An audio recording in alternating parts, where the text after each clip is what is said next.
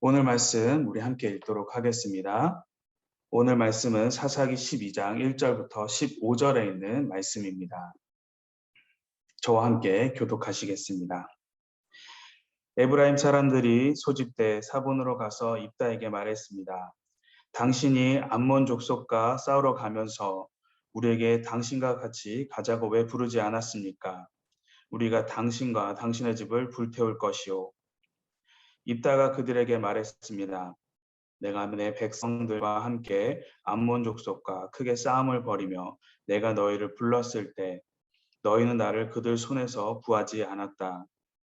너희가 돕지 않은 것을 내가 보고서 내 목숨을 내 손에 맡기고 내가 암몬 족속과 싸우러 나갔더니 여호와께서 그들을 내 손에 넘겨주신 것이다. 그런데 왜 너희가 오늘 나와 싸우려고 나왔느냐? 그러고 나서 입다는 모든 길앗 사람들을 불러 모으고 에브라임과 싸웠습니다. 에브라임 사람들이 너희 길앗 사람은 에브라임에서 도망친 사람들로서 에브라임과 므낫세 사람 가운데 있는 사람들이다 라고 말했기 때문에 길앗 사람들이 에브라임을 무찔러 버렸습니다. 길앗 사람들은 에브라임으로 가는 요단강 나루터를 차지했습니다. 에브라임에서 살아남은 사람이 내가 강을 건너가겠소 라고 말하면 길앗 사람은 그에게 내가 에브라임 사람이냐 라고 물어보았습니다. 만약 그가 아니다 라고 대답하면 그들은 시볼렛이라고 말해보라고 했고 그가 시볼렛이라고 말하여 정확하게 발음하지 못하면 그들은 그를 잡아다가 요단강 나루터에서 죽였습니다. 그때 에브라임 사람이 42,000명이나 죽었습니다. 입다는 사사로서 이스라엘을 6년 동안 통치했습니다. 길앗 사람 입다는 죽어서 길앗 성읍에 묻혔습니다. 그의 뒤를 이어서 베들레헴 출신의 입산이 사사로서 이스라엘을 다스렸습니다. 그에게는 아들 30명과 딸 30명이 있었습니다. 그는 딸들을 다른 지역에 시집 보내고 아들들을 위해 다른 지역에서 30명의 여자들을 맞아들였습니다. 그는 사사로서 이스라엘을 7년 동안 다스렸습니다. 입산이 죽어 베들레헴에 묻혔습니다. 그의 뒤를 이어서 스불론 사람 엘론이 사사로서 이스라엘을 10년 동안 다스렸습니다. 스불론 사람 엘론은 죽어서 스불론 땅 아얄론에 묻혔습니다. 그의 뒤를 이어서 비라돈 사람 힐렐의 아들 압돈이 사사로서 이스라엘을 다스렸습니다. 그에게는 40명의 아들들과 30명의 손자들이 있었는데 그들은 70마리의 나귀를 타고 다녔습니다. 그는 사사로서 이스라엘을 8년 동안 다스렸습니다. 비라돈 사람 힐렐의 아들 압돈이 죽어서 아말렉 사람의 산간지대인 에브라임의 땅 비라돈에 묻혔습니다. 아멘.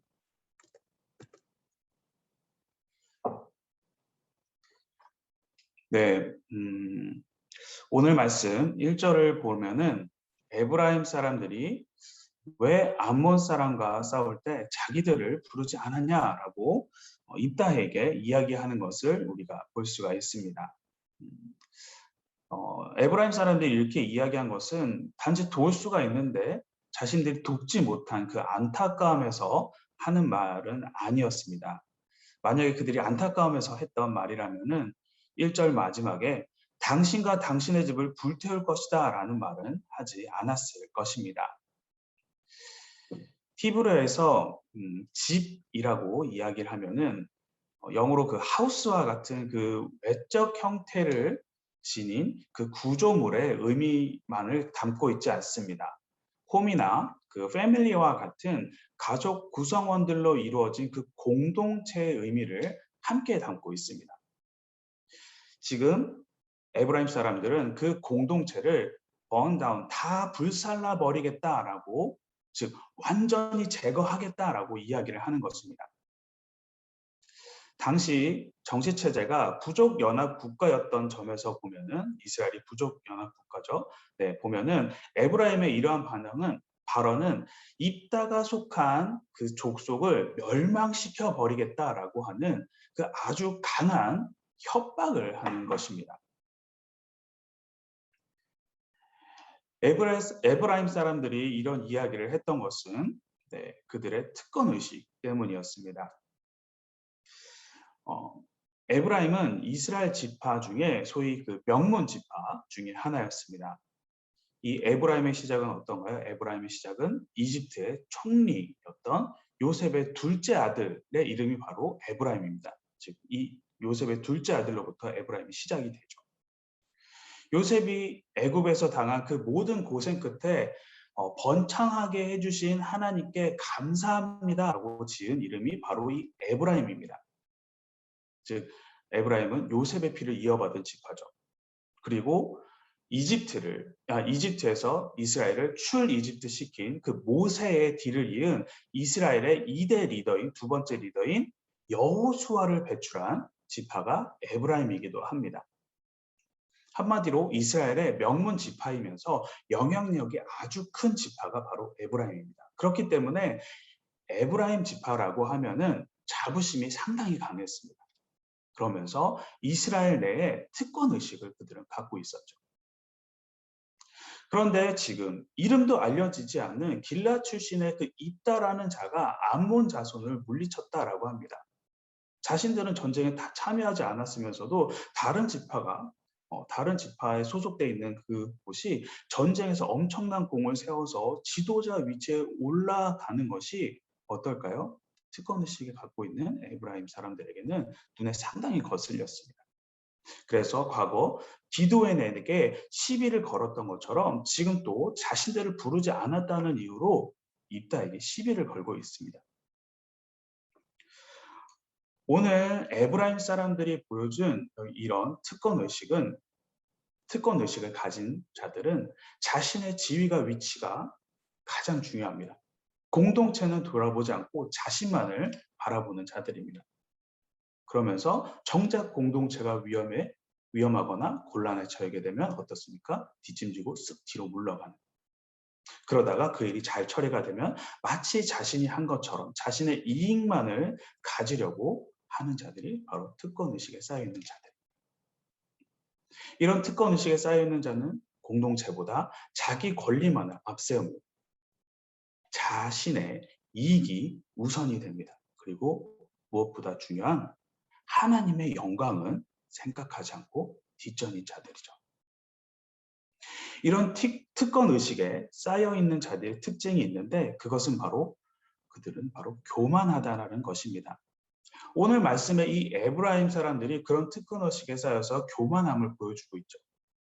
암몬과 싸워서 이긴 이 입다에게 자신들의 힘을 과시하면서 억지를 부리면서 너희 집을 불태워 버릴 것이다 라고 공갈 협박을 하는 거죠.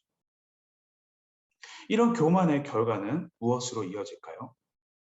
교만의 결과는 바로 파멸로 이어집니다. 입다와 길르앗에게 협박을 하던 이 에브라임 사람들은 싸움에서 지고 말죠. 그리고 요단강 나루터 앞에서 자신들이 살기 위해서 그 특권 의식을 줬던 그 자신의 지파, 에브라임 지파를 부인하는 수치를 당하는 뿐만 아니라 어떻습니까? 42,000명이라는 엄청난 숫자가 그 자리에서 죽임을 당합니다. 광야 시절 에브라임 장정들을 계수했을 때 32,000명이라고 계수가 되었습니다. 그런데 오늘 죽은 사람만 어떻습니까? 그 자리에서 죽은 사람이 42,000명. 이 42,000명이 그 자리에서 죽었다라고 하는 것은 에브라임 지파가 회복하기 힘들 정도로 아주 큰 데미지를 입었다고 봐야 할 것입니다. 잠언 말씀에 교만에는 멸망이 따르고 거만에는 몰락이 따른다라고 하였습니다. 이는 교만의 필연적인 결과로서 따르는 것이 바로 멸망이라는 뜻이죠. 그 케이스가 바로 사울 왕입니다.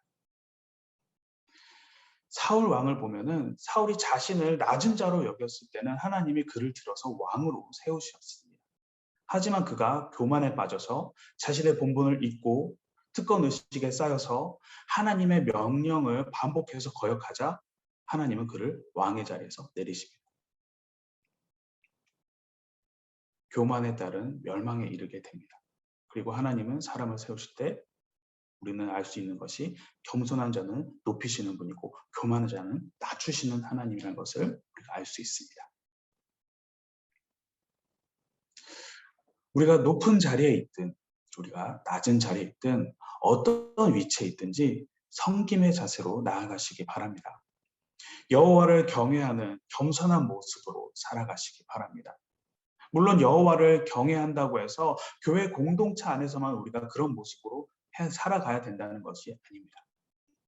하나님은 온 우주를 창조하시고 이 모든 것을 주관하는 분이십니다. 그렇기 때문에 이와 같은 진리는 하나님의 그 공동체 안에서 국한되는 것이 아니죠. 세상에서도 동일합니다.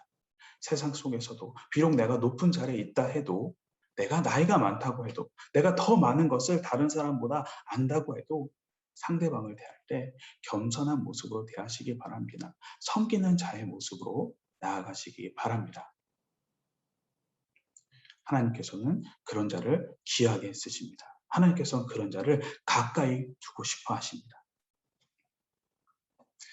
사랑하는 성도 여러분, 오늘은 2021년 하반기를 시작하는 9월의 첫날입니다. 하반기를 시작하는 이 아침, 나는 나의 공동체 안에서 아무런 희생 없이 존경받으려고 하지는 않았는지, 타인에게 가야 할 것을 나에게 돌리려고 하지는 않았는지, 다른 사람의 잘못됨을 시기하지 않았는지 우리 자신을 한 번씩 돌아보는 시간을 가졌으면 좋겠습니다. 교만보다는 겸손으로, 높음보다는 낮음으로 살아가시는 주님의 자녀 되기를 소망합니다. 입다가 이 6년 동안 이스라엘을 통치한 후에 길앗 성읍에 붙였다라고 성경은 이야기합니다. 그리고 이어지는 8절부터 15절까지는 3명의 사사 이야기가 나옵니다. 그리고 이 3명의 사사를 통해서 25년간 이스라엘은 큰 일이 없이 잘 지내는 것처럼 보입니다.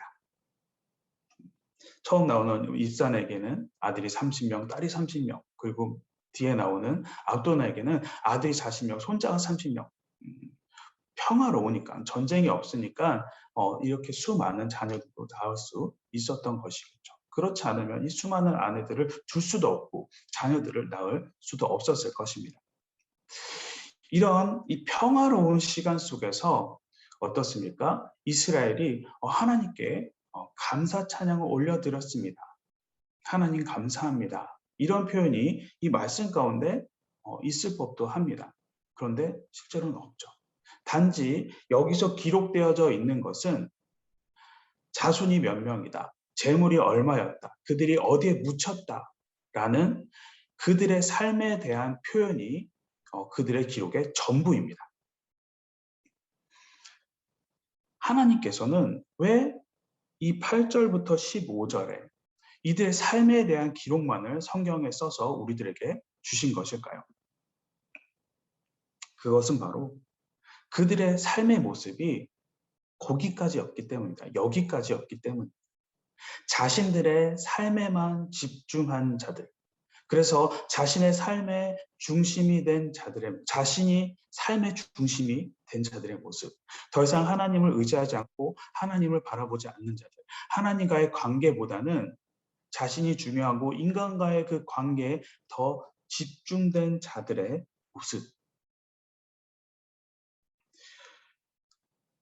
오늘 이 내용을 보면은 사사들의 자녀들을 보시기 바랍니다. 정확하게는 사사들이 자신의 자녀들을 시집 장가 가는 것을 보내면 어떻습니까? 다른 지역으로 다 시집을 보내고 장가를 보내기 위해서 다른 지역에서 아내들을 데려왔다라고 하였습니다. 이것은 어떻습니까?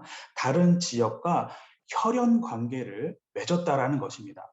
정치의 힘을 믿고 인간의 힘을 믿고 세상적인 힘에 의지하고 있다라는 것을 보여줍니다. 그래서 그 힘을 구축하고 싸우려고 했다라는 것입니다. 하나님께서 세우신 사사라면은 누구보다 하나님 중심된 삶을 살아가야 하는 자들입니다. 그런데 어떻습니까?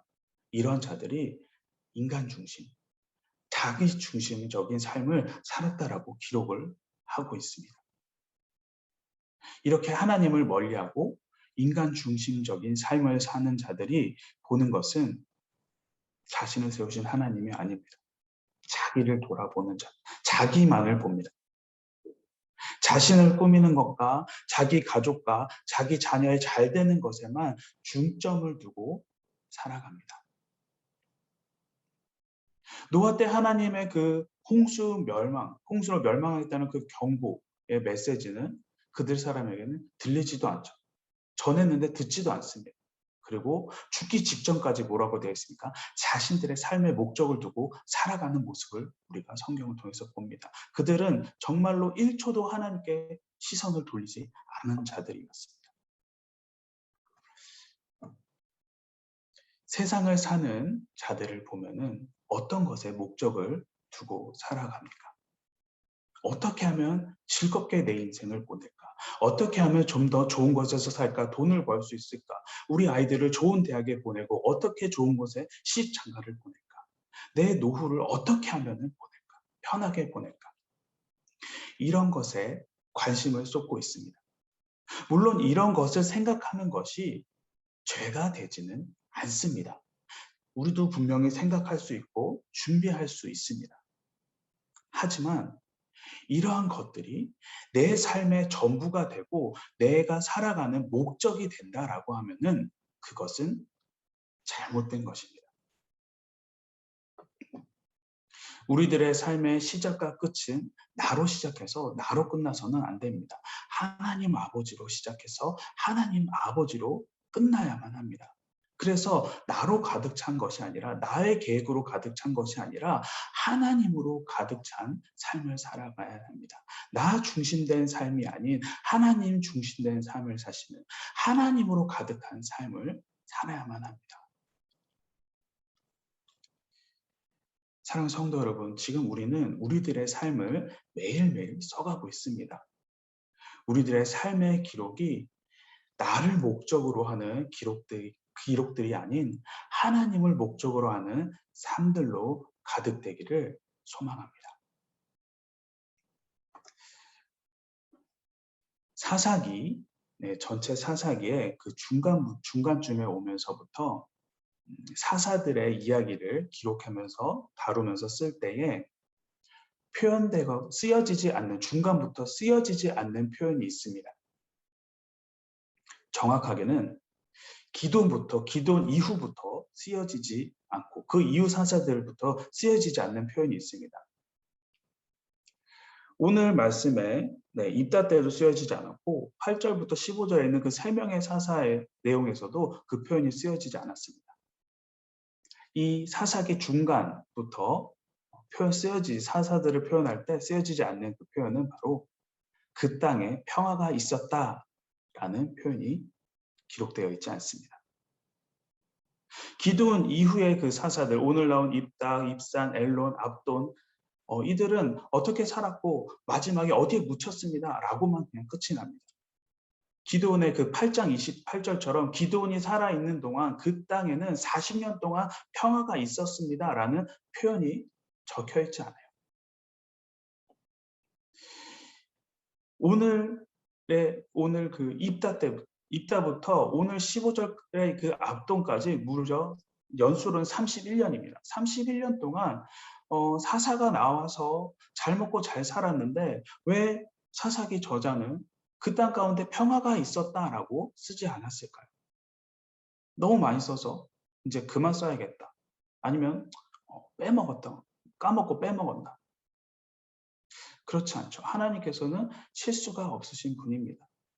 앞에까지 썼다가 그 기드온 이후부터 쓰지 않았다라고 하는 것은 실제로 기드온 이후부터 이스라엘 땅에 평화가 임하지 않았기 때문입니다. 기드온 이후 사사들이 통치할 때 이스라엘은 겉으로 보기에는 분명히 평화를 누렸습니다. 큰 전쟁 없이, 억제 없이, 침략이 없었어요. 평화로웠던 시절이 분명히 있습니다. 하지만 기드온 때부터 기드온 때까지의 그 평화와 기드온 그 이후의 평화에는 차이가 있는 것입니다. 그 차이는 바로 기도원 때까지 기도원 때까지의 그 평화는 정치적인 평화와 함께 하나님이 함께 하시는, 그래서 하나님의 은혜와 축복이 함께 있었지만 기도원 이후의 평화에는 하나님의 은혜와 축복이 함께하는 진정한 평화가 아니었던 것입니다. 그냥 겉으로 보기에 껍데기만 있는 그 위태위태한 그런 평화.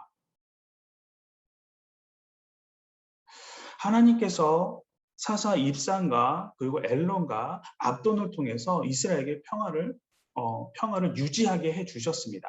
하지만 그 다음 절인 오늘 말씀이 끝이 나고 다음 장 13장 1절의 시작에서는 뭐라고 기록되어 있습니까? 이스라엘이 또다시 여호와 보시기에 악한 일을 저질렀다라고 이야기를 합니다. 이스라엘은 하나님 앞에 신실하게 행하지 않고 범죄에 빠져나갔다는 것입니다.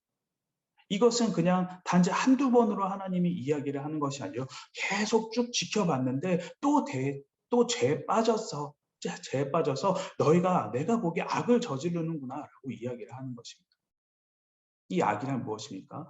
이스라엘 민족, 이방 민족들이 섬겼던 신상을 가져와 섬기는 그 가증한 죄 가운데 그들이 또 빠진 것입니다. 이전과 반복되는 죄를 그들이 또다시 저질렀습니다. 그리고 평화롭게 보이던 그 기간은 그 전에 입다부터 시작된 그 31년의 그 평화보다 그 뒤에 어떻게 됩니까? 그 악에 빠지니까 더 긴 40년은 통치를 받게 됩니다. 여기서 우리는 한 가지 중요한 사실을 보게 됩니다. 보여지는 평화가 진정한 평화가 아니라는 것입니다. 어쩌면은 폭풍이 오기 직전에 고요함일 수도 있다는 것입니다. 그러면서 여기서 이어지는 진리가 있죠. 바로 진정한 평화는 하나님께서 함께 하시는 것이 진정한 평화다라는 것입니다. 주님이 동행하시지 않는 것은 진정한 평화가 아닙니다. 주님의 은혜 가운데 머물러 있는 것이 진정한 평화입니다. 사랑하는 성도 여러분, 언제나 주님의 은혜 가운데 주님과 동행하시는 삶을 사시기를 주님의 이름으로 간절히 소망합니다. 오늘 이 시간 우리 함께 말씀 가지고 기도하도록 하겠습니다. 첫 번째, 낮은 자를 들어 세우시고 쓰시는 주님, 나의 신앙생활과 삶을 돌아보고 그 가운데 혹시 교만과 내가 특권의식에 빠져 있었는지를 돌아보는 시간을 갖고 회개하게 하여 주시옵소서. 그래서 누구보다 낮은 자의 모습으로 겸손히 주님 앞에 서는 자가 되게 하여 주시옵소서. 두 번째, 나의 삶의 중심이 무엇이 되었는지 보시기 바랍니다. 나의 삶의 중심이 주님 되기를 소망합니다. 그래서 나를 위한 목적들로 가득한 것이 아니라 주님을 위한 목적들로 나의 삶에 나의 계획이 가득 채워지게 하여 주시옵소서. 그래서 주님과의 관계가 더욱더 깊어지고 친해지게 하여 주시옵소서. 우리 이 두 가지 기도 제목을 가지고 지금 이 시간 함께 기도하도록 하겠습니다.